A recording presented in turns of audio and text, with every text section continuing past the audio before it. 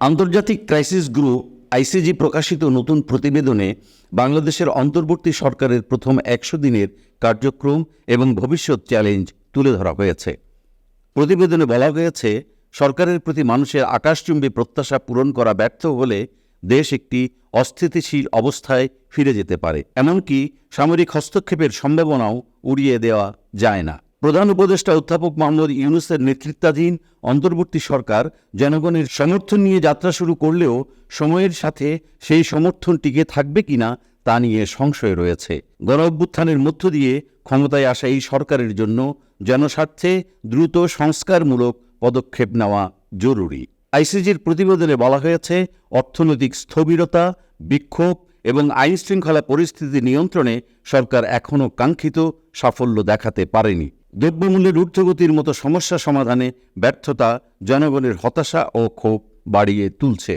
বিশ্লেষকরা বলছেন, সরকারের প্রতি আস্থা হারালে জনগণের মাঝে হতাশা থেকে ক্রোধের সৃষ্টি হতে পারে। সাম্প্রতিক চিকিৎসা সংক্রান্ত আন্দোলন কিংবা দ্রব্যমূল্যের ঊর্ধ্বগতি নিয়ে অসন্তোষ এর উদাহরণ।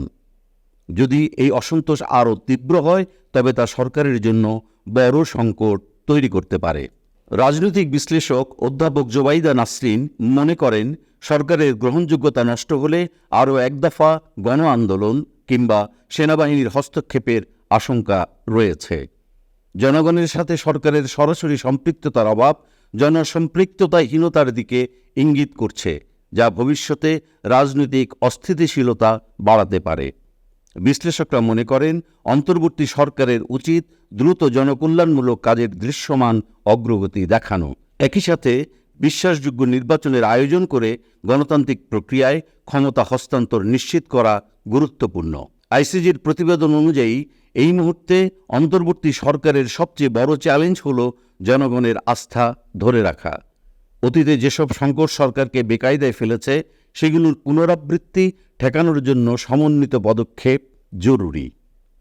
বিশ্লেষকরা আরও বলেন, ক্ষমতায় দীর্ঘ সময় ধরে থাকলে সরকারের বৈধতা নিয়ে প্রশ্ন উঠবে। তাই সময় মতো নির্বাচন আয়োজন এবং জনগণের সাথে গভীর সম্পৃক্ততা স্থাপন করাই সরকারের জন্য সবচেয়ে কঠিন পথ।